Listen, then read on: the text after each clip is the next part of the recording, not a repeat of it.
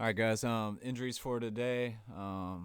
Tevin Coleman. All right, he'll be out this week with a knee sprain. Flanagan Fowles out with hamstring. Garoppolo out. Will go on some type of IR eventually with his high ankle sprain. Kittle foot fracture. Will go on IR. Debo hamstring. He's out. Richie James will be limited today. Tart limited. And Jordan Reed limited. I think that's it. Go ahead. Kyle, what's the medical update on Jimmy? Did he do further damage to that high ankle sprain? And if so, is surgery an option for him? Yeah, he essentially he essentially had a whole new one just on the same foot. You know, when you have those high ankle sprains, that you re-injure them a lot. But it was a different way that he did it, so it's basically doing it all over again in a different way. So that's why we know it's going to probably be, that's usually 4 to 6 weeks with those high ankle sprains. It is worse than the last one. That's why surgery is an option. So we're just getting different doctors' opinions now. Whatever's best for him long term is obviously what we'll decide on. But if he does need the surgery, then it'll be all year. If not, then hoping 6 weeks, get a chance to get back at the end. And Kyle, can you just elaborate on George Kittle's condition and what you're expecting with him, and what exactly did he break that you didn't initially see after the game? Again, I don't know the detail that you and Matt are looking for. I know it's something in his foot. It didn't show up on their X-rays, but whether on the MRIs or CT scan or something with a better resolution, it showed. It happened on that one play. I think they told me 8 weeks. Kittle says 2, but that's how he rolls. But that's why he'll go on IR, and if it's better than what they're saying, then he'll have a chance to come back this year. But 8 weeks is 8 weeks. Hey, Kyle, obviously when Jimmy came back, the first game he didn't play particularly well, nor did he finish. He pointed to his ankle as a reason for that. Obviously, it's easy to second guess these things now. But what went into the decision to bring him back after he'd missed 2 games, and in retrospect, might have been too early? Just how he looked in practice. We felt he was able to go in there and at least protect himself and make the throws, which we felt good about. Just watching him in that game, and I thought it was affecting him and how he was throwing and everything, and the way the game was going. So we took him out. But then he looked really good in practice. So for the last 2 weeks, also thought he looked pretty good in the game for the next 2 weeks following that. So that's why when we went down on that game, we thought it was just what happens with high ankle sprains, which happens to everybody. Once you come back from it after a month, you do stuff almost every quarter on it. I personally had one my senior year in college, and I did it in training camp, and it affected me for 2 years. So those things do linger, but that's why I thought he was going to have a chance to go back in the game, but he re-injured it. He re-injured it, did it completely worse, and it was a whole new thing rolling it the way he did. So that's why it's a little more serious. So I don't regret bringing him back in any of the times. Obviously the way the Miami game went, if I could have seen that before the game, we could have avoided bringing him back. But I thought he gave us a real good chance to win, and we didn't think he was risking injury by going further with it, and he didn't. That's why he was able to come back the next 2 weeks even healthier. But he redid something in the Seattle game, and it was bad. Tried hard to come back, and I'm glad the docs want to let him, because it ended up being worse than we thought. Kyle, what are you doing to kind of keep team morale up with this litany of injuries this season? You don't ignore it like it's not happening. You just keep it real with guys. It makes things more of a challenge.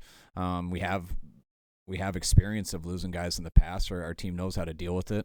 Kind of what we're going through now is a little unprecedented, just I think for us and probably for anybody.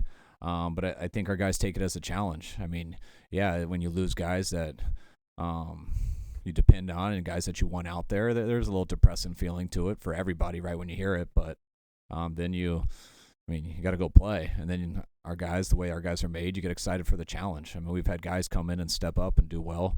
I can go through our entire roster. on who's not playing, and you can get up, and that can be depressing. But then I can go through and mention a lot of people who are playing that give you a very good chance to win. So we got plenty of guys on our team who can help us win games, and that's what our guys plan to do. I mean, you got to deal with it right away, but then once you get a game plan in, you start going, you start thinking about the team ahead of you, which I'm very thankful for this being a Thursday night game. I don't like thinking about, I mean, Sunday seems almost a week ago now. Some of the stuff that happened yesterday seems like a week ago.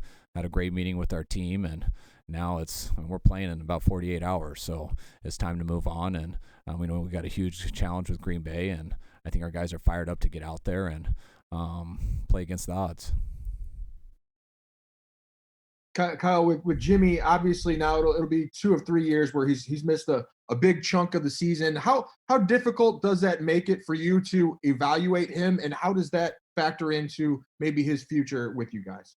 I mean, I don't think it's difficult for me to evaluate. I got a good idea with Jimmy, and what Jimmy's capable of doing, and that's why he's been here. People get better when they play more, and that's what I feel for Jimmy on. One, Jimmy gives us the best chance to win.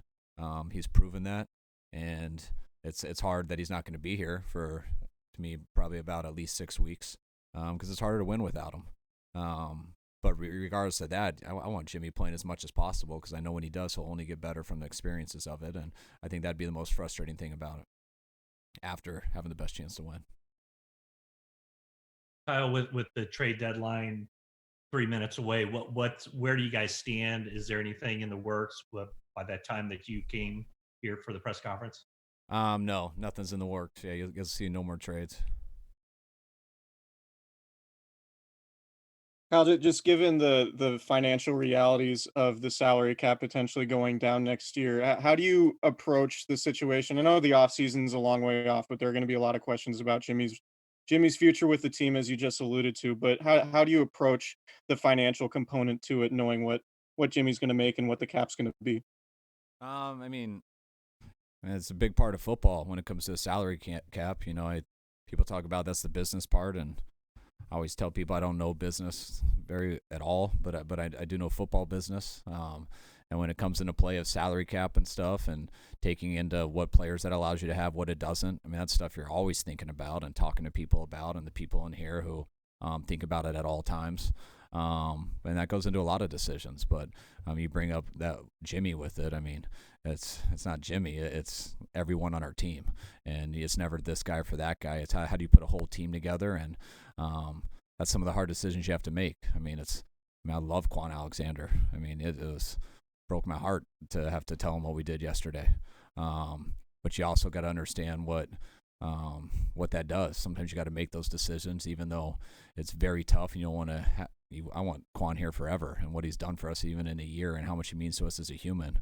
But sometimes when you look ahead and you see like keeping him here for 8 more weeks, it's going to cost us 2 other players at the end of this year, and that's kind of the business aspect of the NFL. But like I try to tell our team, that doesn't totally matter. It's the football business. And when you think about guys to guys, those are some of the things that you have to balance off each other. And what gives us the confidence to do something like we did with Quan isn't just the money part of what it does next year. It's that, yeah, that'll help us keep guys and not lose more guys than just him. But also, you never have the confidence to do something like that if you don't have the confidence in the guys who are playing if he's not here. And I think that says everything about what I feel in Greenlaw, what I feel about Aziz, what I feel about Flanagan Fowles. He's going to miss a couple weeks with his hamstrings, but I got a ton of confidence in those guys, which allows you to make a very hard decision that you think will help you in the future, because we believe in some of the people we have now also, and no difference at any other position. Kyle, with a couple of the running backs in Green Bay testing positive or being on the COVID list, does that give you any pause going forward, or is it just you trust in what the league is doing? Oh yeah, I mean, well, the league, the world, everybody. I trust everybody, at least definitely with us, because we have our protocols and everything. I mean, I think everyone's doing as good as they can, and I follow those as well as I can, and we challenge everyone in this building to do it as well as we can. And after that, I don't give much thought to it. Everything else kind of consumes me, and when things happen, you just react and you deal with it. Hi, Kyle. Now that you have had a chance to watch the film, I'm wondering about that third quarter in specific when a lot of those Seattle blitzes were hitting. How would you evaluate your struggles with that? Was that more on Jimmy, the line, a combination, or his ankle? I think for everybody had responsibility in that. I mean, and when people want to give responsibility to someone, the thing I'll say and I'll always say, like, if you're going to give responsibility on a player, and that's always starts with coaching. I mean, there's no, hey, you blame the coach or you blame the player. Like, both are connected to each other. If a player makes a mistake, that starts with the coach preparing him for that mistake. So when that happens, we're not going to sit there and just keep one in all day. There's times you got to get rid of the ball faster to the right person. There's sometimes that person's got to win faster. And there was a number of times that I didn't think we protected it right. Some of those ones up the middle and stuff when you get one guy off. We had a couple new guys in there, and starting with the center and stuff, and some calls are off, and that happens fast. And one guy's off on a call, and someone gets on the quarterback pretty fast. They're surprised of it, then there's not much the quarterback can do about it. So I was very disappointed as in a whole how we handled some of that stuff, about 4 in particular. And when that happens, it's going to keep coming. It's something I normally am excited that keeps coming because when that stuff comes, it's a lot easier to get people open.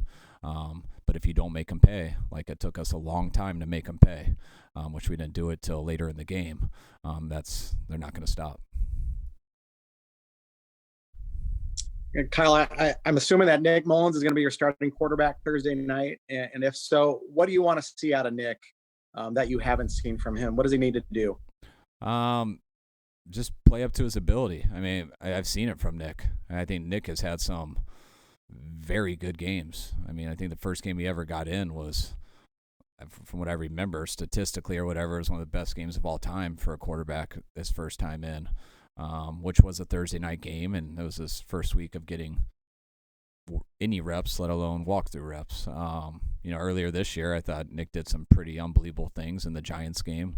Just had a lot of second and longs, third and longs, and we didn't punt all game, which I thought he was one of the main reasons for that. And everyone knows he struggled to miss some throws versus Philly, but Nick showed us what he could do, and I know Nick can go out and do that. You guys saw that throughout the game in Seattle, and it's important that we just build a good game plan around him. All our guys play as well as they can, and just let the game come to Nick. Hey, Kyle, I know as the coach, obviously with the injuries, and you just figure out what to do next. But was yesterday different? I mean, it's pretty rare to potentially lose your quarterback and arguably your best player for the rest of the season. Did that take a little bit longer to kind of reset yourself and then kind of figure out what to do next? It did a little bit. I would say that was it seems like a bad thing. That's one of the good things about having a Thursday night game. It's you don't have a choice. Like, I can't sit and dwell on it too long. The stuff with Quan was a huge thing in the morning, and that took a lot of just my time on talking to people. And I thought that was a pretty emotional thing for us, just in how our whole team, including myself, John, everyone in this building, how much we love Quan and we're going to miss him. So it started out with that and had an idea on the injuries, but then we kept getting worse news on that stuff, which was tough. But eventually you're running out of hours in a day. You got to get to game planning because yesterday, I guess, was Monday. It already feels like today's Thursday, which it kind of is from a football world if we consider we're playing on Sunday. So, in a few hours, I'll be considering it Friday. So you're kind of messed up on these days, but you just go hard, you deal with it all, you do everything you can to pull off a win. And the cool thing about Thursdays is you kind of are messed up like that all week because of how these days go. But once it ends, you can kind of calm down for the first time all year and sit back and take 3 days to just have your little mini bye week where you can clear your mind. Our players help their bodies, and I think that's something that's very important for us right now, something that we really need right now. But I know those 3 days feel a hell of a lot different after a win compared to a loss, and that's why all we can think about is one thing right now. And that's I was just told our team. My wife's calling me yesterday, wants to talk about school systems and homeschooling and how frustrating it is right now with some of our kids, and I hear that stuff's a big deal, but I can't talk about it till Friday. And I feel like that's the rest for all of us. We just don't have time right now, but that stuff's important, but we'll get to catch up on the weekend. Kyle, production-wise, Brandon Ayuk's had a couple of big games last week. I'm just wondering how you've seen him grow through the course of the season, and now with Debo and Kittle out, how much more of an integral piece he is for you guys. Yeah, I've been very proud of Brandon these last few weeks. You know, just like we did to Debo his rookie year, we're putting a little bit more pressure on him earlier than I would like to. You know, just you don't like to put all that on a guy coming in, and especially a guy who missed most of training camp and didn't have an off season. What I've loved about him is, you know, the pressure that he's had. You know, you don't get to learn.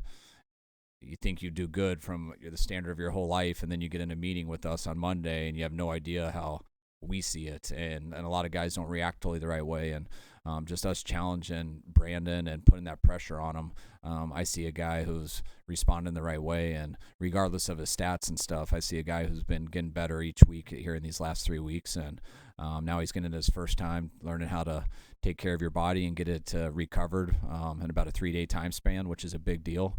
It's important for him to do it because especially a number of the guys that you just mentioned that we're missing. So we're going to keep putting pressure on him, and I expect him to keep handling it well. And we're also going to put some pressure on some other guys that need to step up too. Kyle, with Tevin Coleman out, do you plan on promoting Austin Walter, and how has he looked in practice, and what do you expect from him? Yeah, he's done a good job. You know, it's been nice. It's hard when you bring some backs in, you know, during the year to put them on practice squad because you don't. It's hard to get a real good look at them. They're doing other people's stuff. What helped us with Austin was we had him in training camp last year, so got to spend about 5 weeks with him last year throughout the offseason and everything. So he has some more familiarity with our offense than someone would who had just been here a couple weeks. Yeah, Tevin's going to be out for a little bit of time, so we'll see how the whole roster goes, but most likely we'll have to get him up for this week, and I know we'll be ready. All right, thanks, folks. All right, thanks, guys.